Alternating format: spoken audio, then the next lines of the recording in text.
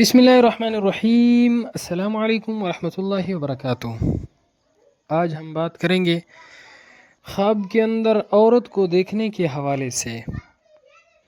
اس کی مختلف صورتیں ہیں اور ان کی مختلف تعبیریں ہیں۔ مثلا خواب کے اندر عورت کو دیکھنا، خواب کے اندر خوبصورت عورت کو دیکھنا، خواب کے اندر عورت سے نکاح کرنا، خواب کے اندر گندی فاحش عورت کو دیکھنا، خواب کے اندر عورت کا بوسہ لینا وغیرہ۔ اس کے علاوہ اسی سے ریلیٹڈ اور بھی کئی صورتیں ہیں جن کی مختلف تعبیریں ہیں۔ اگر آپ ان تمام صورتوں کی تعبیروں کو جاننا چاہتے ہیں تو اس ویڈیو کو آخر تک ضرور دیکھیے گا۔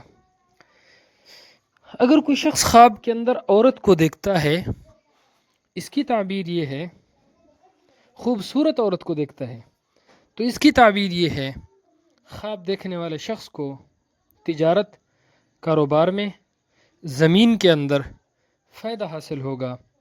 خواب دیکھنے والا شخص اپنی زندگی کا لطف اٹھائے گا۔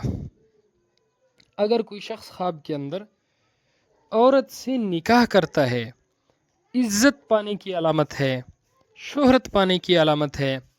خواب دیکھنے والے شخص کو بہت زیادہ مال و دولت ملنے کی علامت ہے۔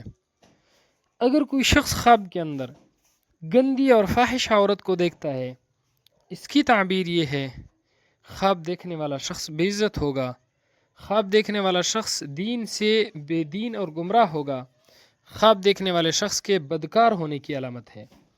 اگر کوئی شخص خواب کے اندر کسی عورت کا بوسہ لیتا ہے، اس کی تعبیر یہ ہے، خواب دیکھنے والے شخص کو بہت زیادہ مال و دولت ملے گی۔ خواب دیکھنے والے شخص کے کاروبار اور روزگار میں برکت ہوگی، بہت زیادہ منافع حاصل ہوگا، اور خواب دیکھنے والے شخص کے صاحب تدبیر ہونے کی بھی علامت ہے۔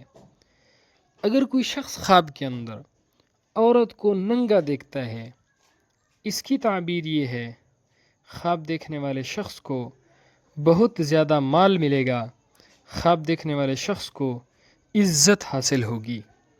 اگر کوئی شخص خواب کے اندر عورت کی شرمگاہ دیکھتا ہے، اس کی تعبیر یہ ہے، خواب دیکھنے والے شخص کے ہاں لڑکی پیدا ہوگی، اور خواب دیکھنے والے شخص کے بہت زیادہ شہوت ہونے کی بھی علامت ہے، یعنی اس کی شہوت زیادہ ہونے کی بھی علامت ہے۔ اگر کوئی شخص خواب کے اندر عورت کی شادی دیکھتا ہے کہ عورت کی شادی ہو رہی ہے، یہ خواب اچھا خواب نہیں ہے، نقصان کی علامت ہے۔ ایسا خواب دیکھنے والے شخص کو چاہیے کہ وہ صدقہ کرے، کیونکہ صدقہ آنے والی مصیبت کو ٹال دیتا ہے۔ اللہ رب العزت ہمارے خوابوں کو ہمارے لیے باعث خیر و برکت بنائے۔ السلام علیکم ورحمۃ اللہ وبرکاتہ۔